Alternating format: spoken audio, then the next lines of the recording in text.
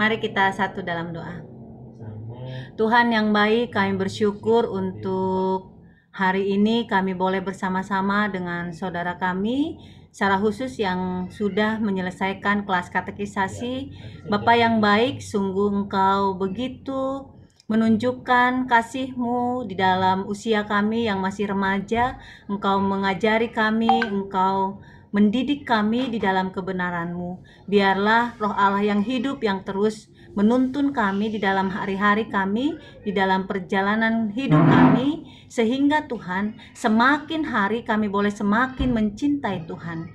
Terima kasih Bapa, biarlah Engkau yang berbicara kepada setiap kami, terutama ketika ibadah ini dan pemberitaan firman ini. Di dalam Yesus kami bersyukur. Amin.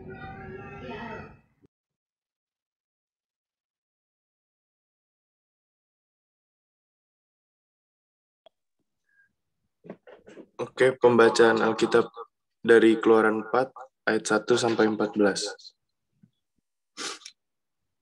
Lalu saut Musa, "Bagaimana jika mereka tidak percaya kepadaku dan tidak mendengarkan perkataanku, melainkan berkata, 'Tuhan tidak menampakkan diri kepadamu.' Tuhan berfirman kepadanya, 'Apakah yang di tanganmu itu?' Jawab Musa, 'Tongkat.' Pujilah Tuhan.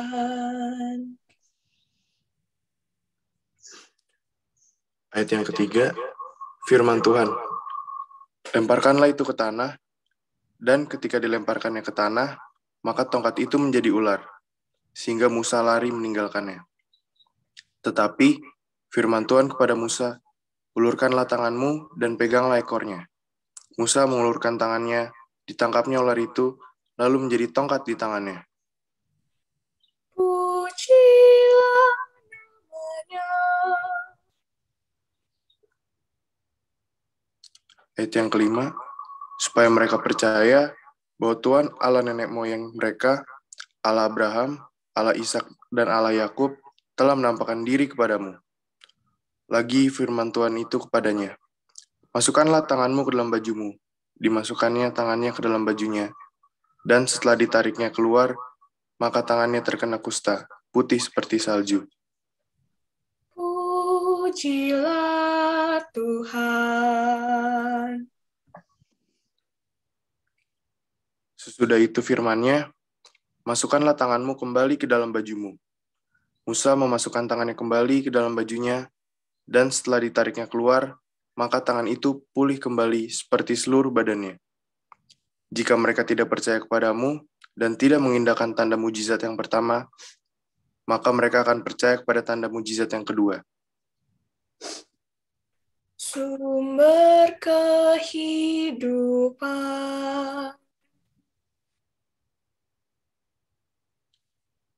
Ayat yang ke-9, dan jika mereka juga tidak percaya kepada kedua tanda mujizat ini dan tidak mendengarkan perkataanmu, maka engkau harus mengambil air dari sungai Nil dan harus kau curahkan di tanah yang kering.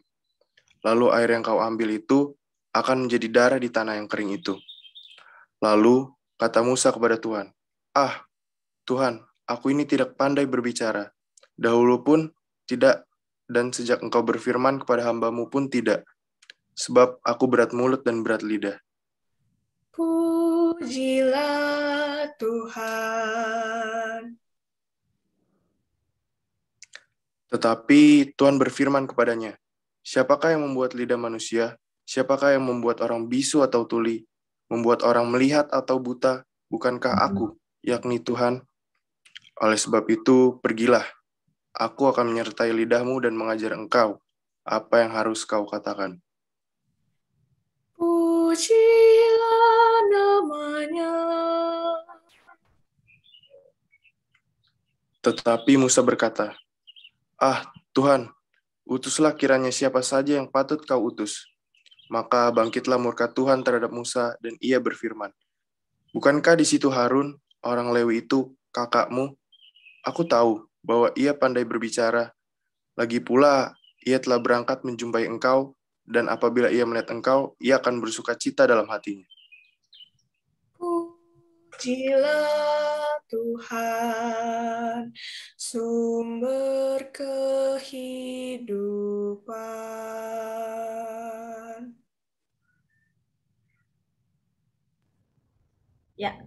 Baik, terima kasih untuk pembacaan ayat-ayatnya yang indah dan juga untuk yang nyanyi ya, yang suaranya merdu sekali ya. Apa kabar setelah selesai katekisasi? Seneng? Seneng ya. Enggak tiap minggu lagi atau seneng karena udah belajar ya. Itu ada bisa macam-macam ya teman-teman. Tapi yang jelas ketika kita udah menyelesaikan katekisasi, kita sudah dinilai dewasa di dalam keimanan kita, dalam iman kita, sehingga setiap kita akan lebih mikir lagi ketika melakukan sesuatu, akan lebih menimbang lagi ketika berbuat sesuatu, termasuk juga akan lebih berpikir lagi ketika melakukan sesuatu untuk Tuhan dan sesama. Berpikir bukan jadi lebih nggak mau, tapi lebih melihat bahwa apa ya tujuan aku hidup di dunia ini ya. Kemarin udah hunting ya tentang talent dan teman-teman sudah mengetahui talentanya masing-masing, dan sekarang kita mau lihat tentang Musa dan pelayanan kita yang kita perlukan di dunia saat ini. Baik.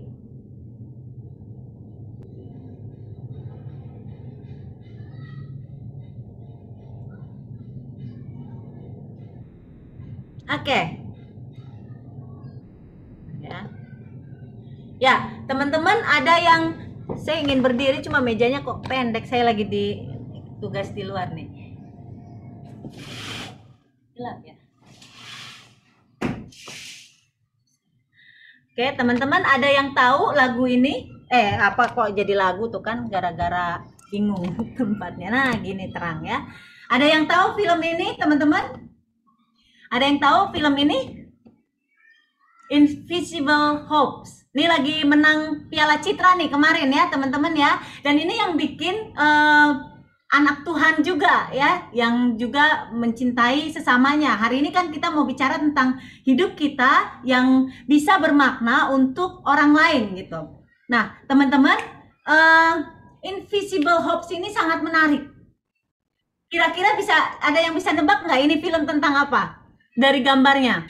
Gerald, Marcel, coba lebih naik Kak duduknya biar enak. Coba kamu lihat, Gerald, ini kira-kira menurut kamu filmnya tentang apa? Kalau lihat gambarnya? Tentang harapan anak kecil Kak. Pak bener. Wow ya, pinter menafsir nih Gerald nih ya, pinter membaca ini visual. Film ini kemarin tuh sempat diperhatikan juga oleh presiden kita. Ini luar biasa loh teman-teman. Saya nonton film ini nggak kuat, nggak tahan ya. Kenapa? Karena wah sedih banget ternyata orang yang apalagi saya baru punya bayi ya. Jadi ketika lihat bayi lahir di lembaga permasyarakatan atau penjara yang lebih dikenal, tapi kita sebutnya LP ya, lembaga permasyarakatan, itu luar biasa ngenes ya teman-teman ya. Dan saya ya ketika kemarin persiapan dengan teman-teman pendamping remaja ya, pendampingnya teman-teman semua, terus mencoba mencari apa ya, karena ketika kita bicara langsung tentang ayo melayani, nggak akan menarik buat anak-anak gitu ya. Tapi ketika saya mendalami, saya lihat bahwa Tuhan di tiap zamannya selalu menemukan ya dan mencari orang yang tepat untuk melayani sesuai zamannya. Kita nggak usah jadi kayak seperti Nuh, kita nggak usah seperti Abraham, kita jadi diri kita di masa ini gitu ya. Dan ketika kita lihat teman-teman tadi Invisible Hopes itu kemarin kita ngundang pembicaranya ya dan ngobrol-ngobrol. Menurut saya itu luar biasa ya, bisa membuat dokumenter yang mengubahkan, termasuk juga menteri perlindungan anak teman-teman.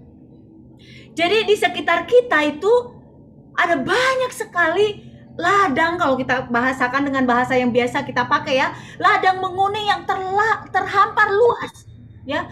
Ada banyak sekali ladang pelayanan yang bisa kita masuki. Termasuk juga yang tadi katekisasi challenge itu kan mau mencoba untuk menggali supaya kita anak-anak Tuhan yang hidup di zaman sekarang, yang hidup di era digital ini bisa do something for God, ya.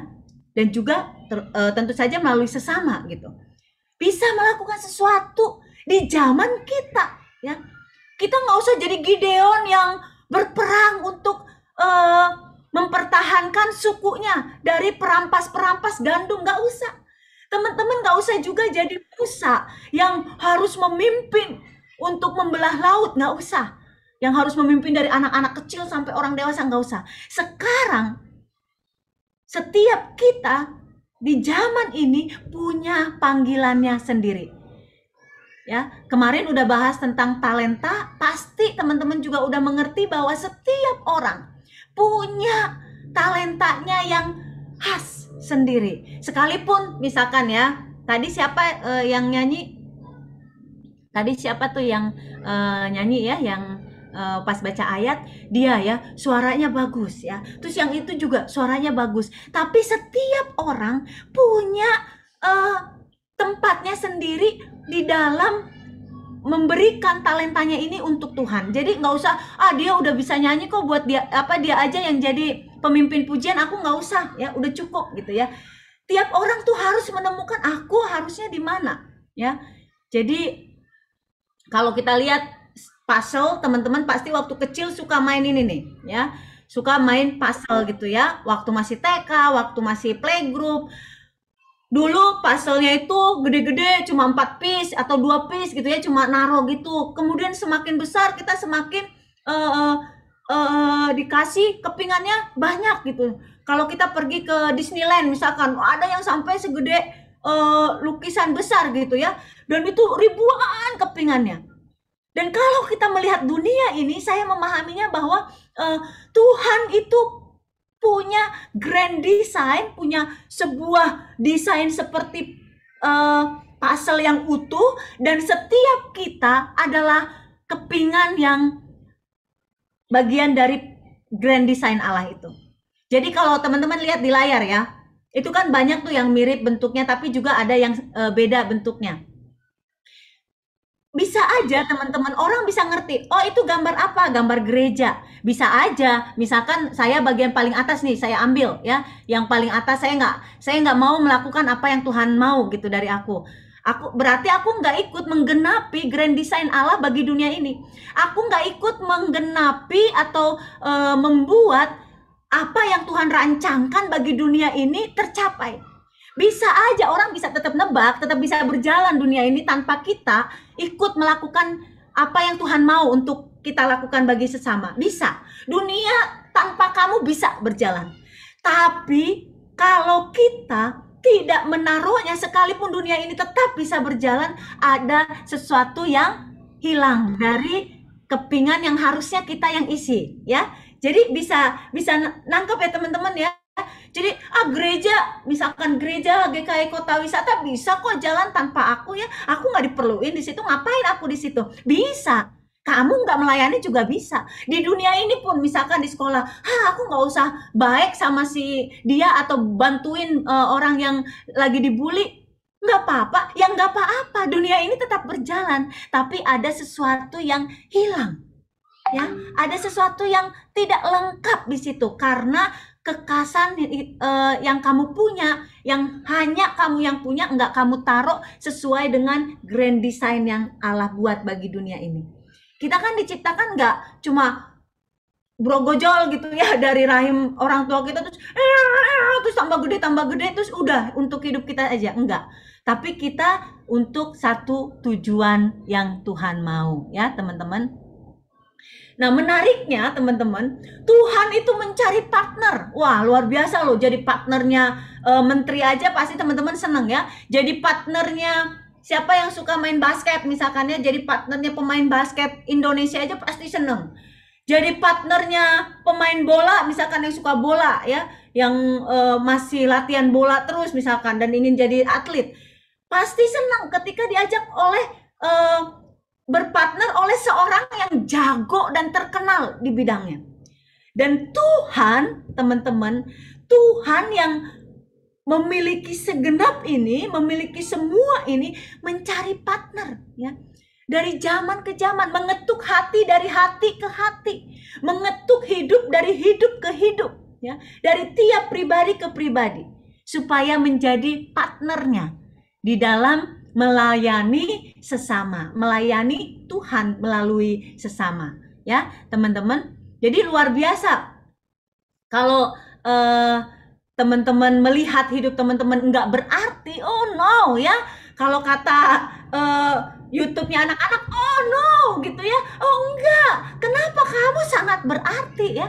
Walaupun kelihatannya semua bisa berjalan tanpa kamu, tapi ada satu yang bolong, ya. Ada sesuatu yang miss di situ ketika kamu tidak taruh kepingan hidupmu ke grand design yang Allah mau. Ya, teman-teman, termasuk di keluarga kita, tiap kita punya kepingan aku, hidupku ini kayak kepingan aku taruh di mana, ya. Apa jadi troublemaker, apa jadi pendamai, atau yang bikin pusing orang tua, atau yang bikin bangga orang tua, yang membangun nama baik orang tua dan menjaganya, atau yang merusak nama baik orang tua. Itu sangat bergantung dengan pilihan bebas, teman-teman. Tapi yang jelas, ketika kita menaruh dengan tepat kepingan hidup kita di rencana besar Allah bagi dunia ini, bagi keluarga kita, bagi gereja kita, bagi sekolah kita, bagi lingkungan kita, bagi negara kita, kita taruh diri kita tepat, ya kan. Gak mungkin kalau puzzle itu bisa diganti oleh tempatnya oleh orang lain, walaupun kelihatannya sama kayak di atas itu, sama kan, putih-putih garis-garis gitu, kelihatannya sama, tapi nggak bisa itu ditukar-tukar, nggak bisa. Seperti itulah hidup kita. Nah, Tuhan menyiapkan Musa di zamannya. Coba bayangin, ini di sebelahnya saya kasih gambar, ya. Ini aja, bayangkan aja diri kamu waktu bayi lah, masih piyi, ya, masih belum bisa apa-apa, di ini juga nggak bisa ngelawan gitu, ya. Sekarang udah mamahnya teriak, wah, anaknya lebih galak katanya, ya. Papahnya galak, anaknya lebih galak lagi gitu, ya. Nah, coba perhatikan, Tuhan itu menyiapkan yang mau dia panggil, yang mau dia jadikan partnernya, itu dari mulai kita masih janin, dari mulai kita masih bayi, masih kecil, belum ngerti apa-apa. Musa yang tadi dipanggil Tuhan. Coba kalau misalkan aja Musa itu, ya, kita bisa berimajinasi, ya, teriakannya, tangisannya didengar oleh prajurit, ya, berarti dia akan mati, ya, oleh prajuritnya Fir'aun. Kalau misalkan oke, nggak didengar oleh prajurit nih tangisannya, mamanya kemudian dorong dia ke sungai, bisa aja loh. Kalau bukan karena Tuhan, bisa aja dia nggak diketemukan oleh putri Fir'aun. Tapi lagi-lagi semua sudah dirancang Tuhan, bahwa orang-orang yang mau menjadi partner Tuhan itu dari kecil sudah disiapkan. Makanya nggak usah kita menyesali mamaku ini, papaku ini, nggak usah. Itu Tuhan yang pilihkan, itu udah disiapkan kamu di situ, dan kamu akan menjadi kepingan yang khas, yang luar biasa, dan yang hanya kamu yang punya hal itu di dunia ini. Nggak bisa digantikan oleh orang lain, nggak bisa digantikan kakakmu, walaupun kakakmu kelihatan lebih hebat dari kamu. Nggak bisa digantikan oleh adekmu, walaupun adekmu ini kelihatan lebih manis dari kamu. Ya, hanya kamu yang punya kepingan hidupmu itu. Ya, hanya kamu yang punya kekhasan itu. Dan kamu udah disiapkan dari mulai janin, bahkan dari masih belum jadi bayi gitu, ya. Tuhan udah siapkan kamu. Jadi kalau sekarang nih teman-teman, saya pernah, ya, anak-anak remaja gitu, katekisasi juga. Jadi dulu karena dia mau mau ngejar, harus mau pergilah ke luar negeri gitu, mau sekolah. Terus yang katekisasi yang itu udah jalan, tapi terus papahnya minta tolong. Akhirnya kita tolong dengan kelas khusus sendiri buat ngejar teman-teman yang lain. Nah, ketika dia sharing, dia bilang nih, aku itu sebenarnya pengen kuliahnya itu desain. kalau enggak arsitek, pokoknya 2 hal itu. Tapi papaku itu selalu bilang ekonom, karena papanya ekonom yang hebat ya. Kamu bisa hidup di mana aja, perusahaan apa aja, kantor apa aja, atau usaha sendiri, kalau kamu akuntan atau ekonomi gitu ya. Anaknya ini nggak mau.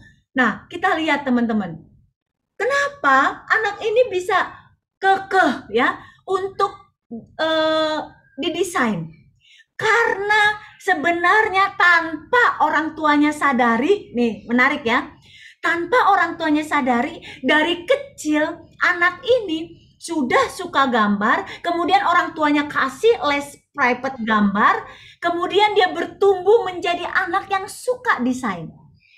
Itu luar biasa, padahal ayahnya mengharapkan dia itu masuk ke jalur yang ayahnya jalani. Ya, yang memang seorang ekonom gitu ya. Tetapi perhatikan, ketika anak ini tumbuh sebenarnya dia udah mulai mengenali apa yang Tuhan taruh dalam dirinya. Nangis-nangis ya, nggak mau ya, ekonomi nggak mau. Susah teman-teman, akhirnya ngomong sama ayahnya. Papanya ini menjelaskan, bukan karena aku nggak sayang anakku, tapi karena memang kayaknya di Indonesia itu inilah gitu yang bisa hidup gitu ya. Lalu saya cuma satu aja. Bapak udah disertai Tuhan kan, di jalan Bapak yang berbeda dengan ayahmu sendiri gitu. Nah, percayalah bahwa anak ini pun sudah disiapkan Tuhan untuk sesuatu. Gak usah khawatir. Ketika dia udah menemukan talentanya dan dia bisa berkarya bagi manusia di jalannya, biarkan, dukung. Akhirnya sekarang dia udah lulus teman-teman ya, dari Aussie desain, arsitek, luar biasa teman-teman. Sekarang dia berusaha untuk berguna di dalam pekerjaannya bagi sesama ya teman-teman.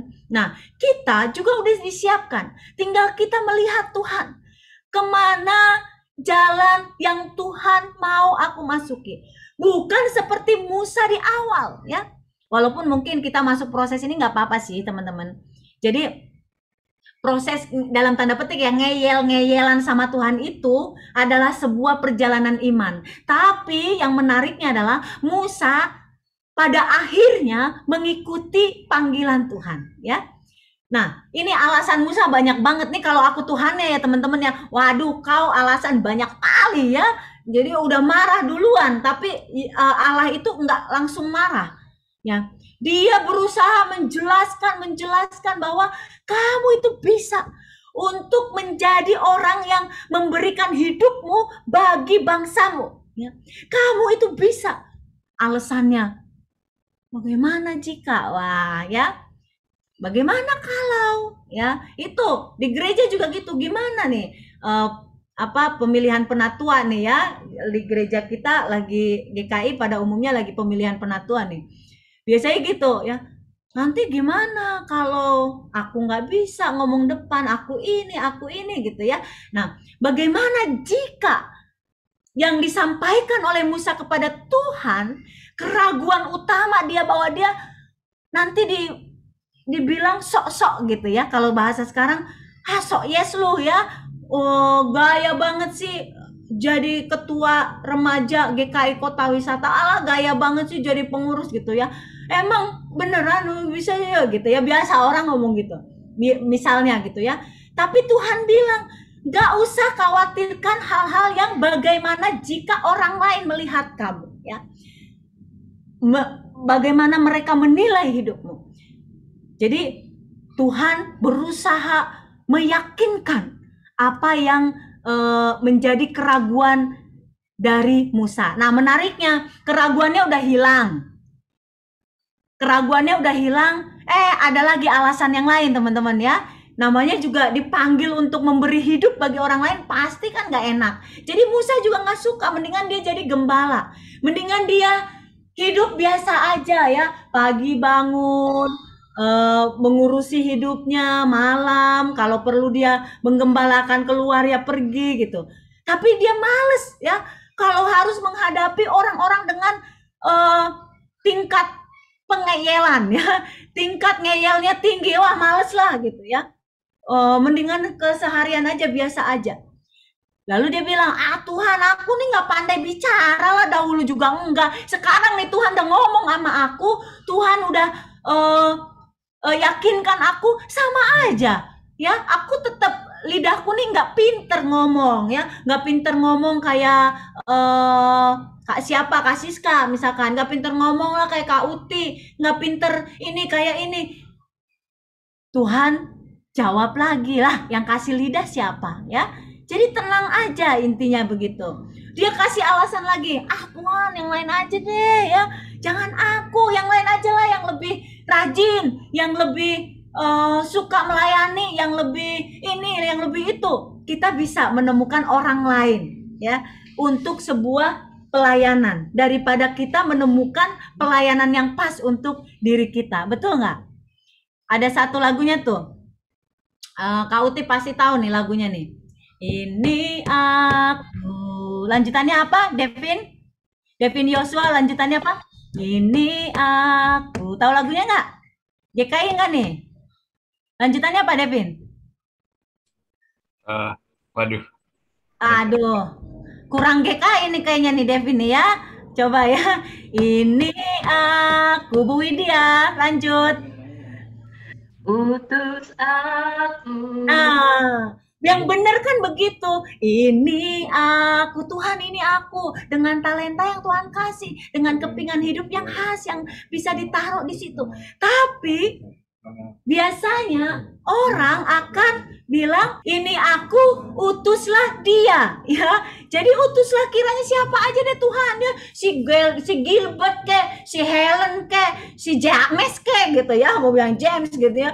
Mau si siapa ke, jangan saya ya. Utus dia ya, ini aku, utuslah dia. Karena apa? Nggak enak melayani itu, nggak enak memberi hidup untuk orang lain ya. Ketika di titik ini Musa terus menolak, akhirnya dikatakan di situ Tuhan murka. Jadi Tuhan tuh nggak suka.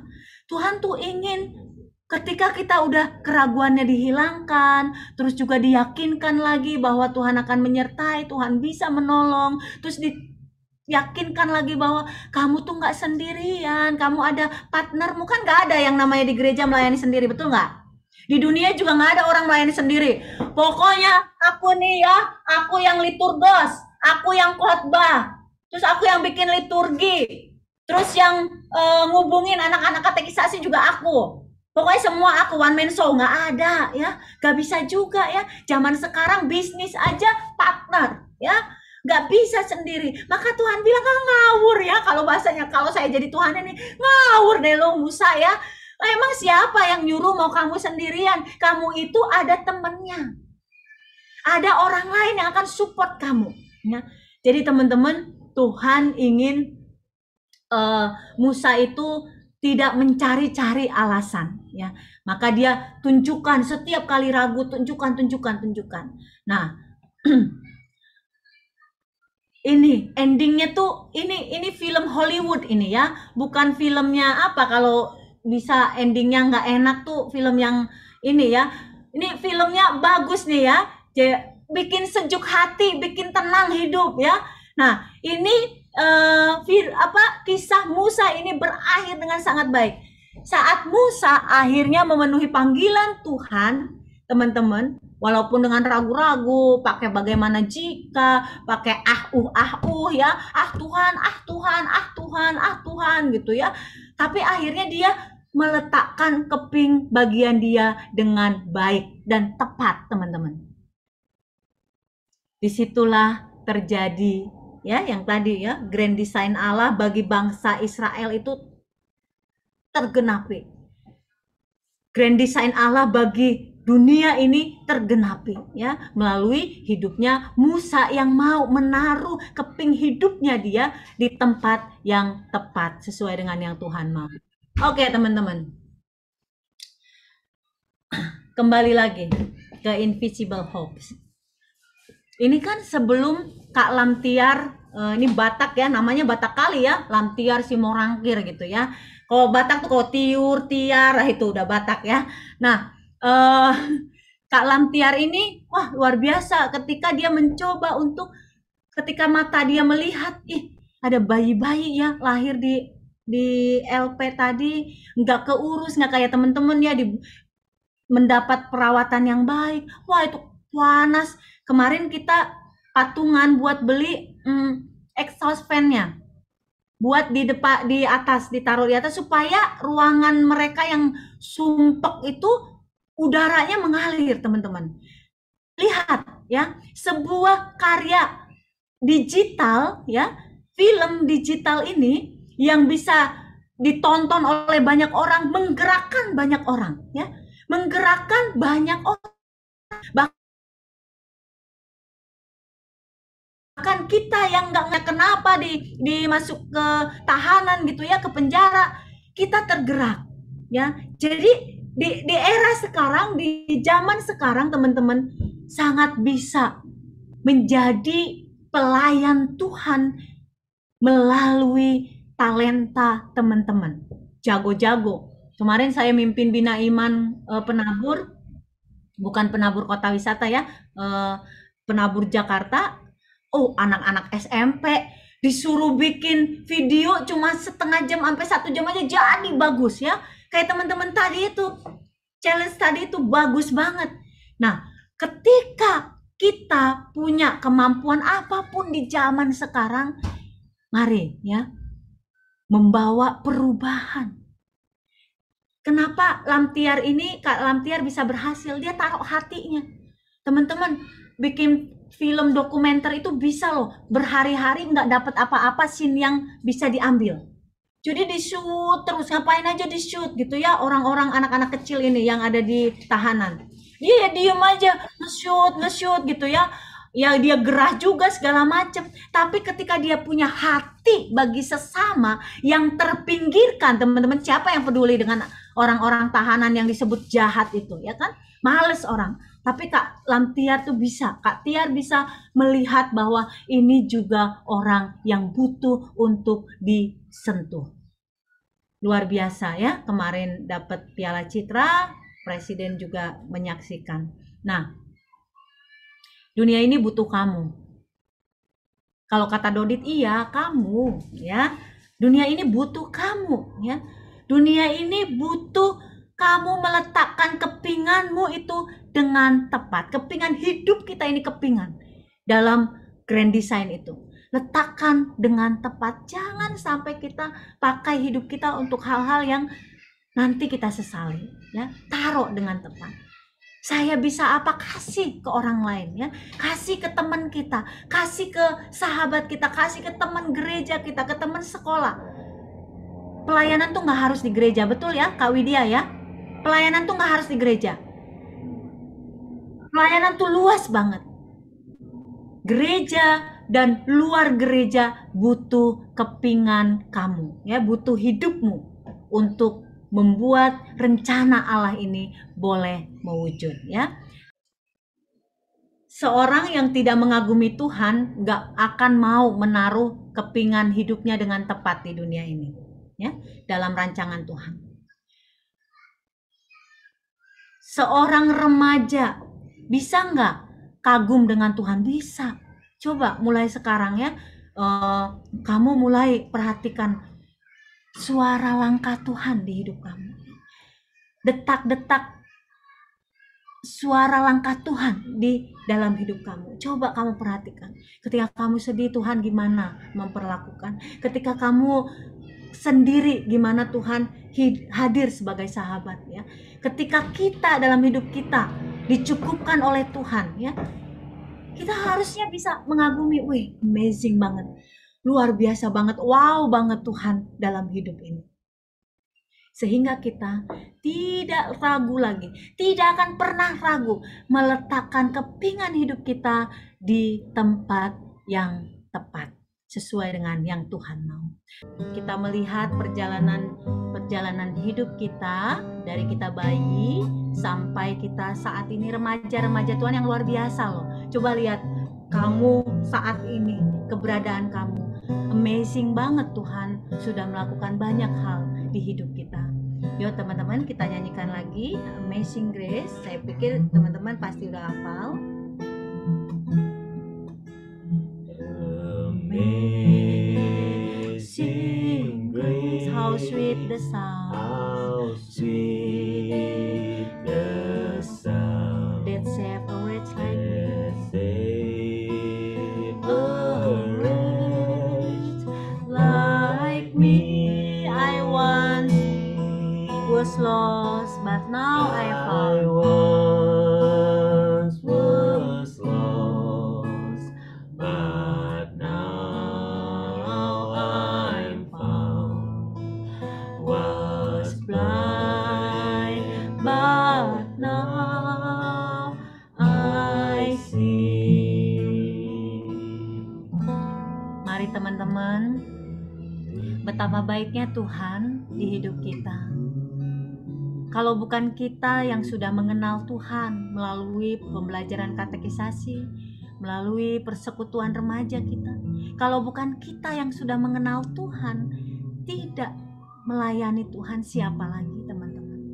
Siapa lagi yang akan menjadi partner Tuhan untuk menggenapi seluruh rancangan Tuhan bagi dunia kita?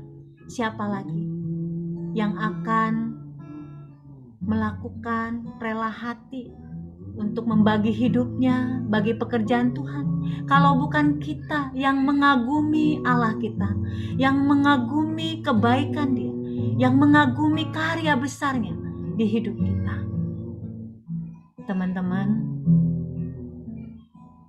mari melayani Tuhan di gereja kita, di rumah kita, dimanapun kita berada, sedari kita masih muda sekarang, ya. Jangan ragu, Tuhan pasti memperlengkapi dan memampukan. Tuhan memberkati kita semua. Kita nyanyikan sekali lagi Amazing Grace. Amazing grace, how sweet the sound that saved a wretch like me.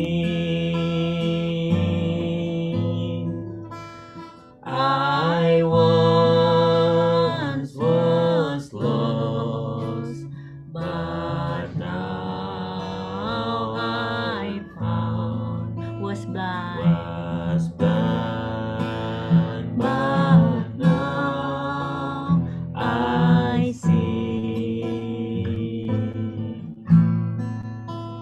Was blind, but now I see. mari saat hening bagi kita teman-teman, kita menaikkan doa syafaat kita. Mari kita berdoa. Tuhan yang maha baik, Allah yang sudah menunjukkan kasih yang besar dalam hidup kami, bahkan sejak kami kecil, kesulitan apapun yang pernah kami lalui, Tuhan senantiasa hadir, bahkan membuat kami semakin dewasa melalui berbagai-bagai persoalan hidup. Tuhan, biarlah mata kami sedari kami masih muda saat ini boleh melihat Tuhan yang menyertai kami, boleh melihat cinta Tuhan yang besar itu dalam hidup kami, sehingga kami Tuhan tidak pernah ragu untuk memberikan hidup kami bagi kemuliaan Tuhan di tengah-tengah dunia ini. Bapa yang baik, ajar kami untuk sukacita melayani Tuhan. Kami mulai dari rumah kami, menjadi anak-anak yang mengasihi Tuhan dengan hidup kami yang benar di hadapan Tuhan, yang menyukakan hati orang tua kami. Dan kemanapun kami melangkah Tuhan, siapapun yang kami temui, siapapun yang kami ajak untuk komunikasi, untuk bicara, biarlah di situ Roh Allah bekerja dan kehadiran kami sungguh-sungguh bermakna di tengah-tengah relasi kami dengan sesama kami.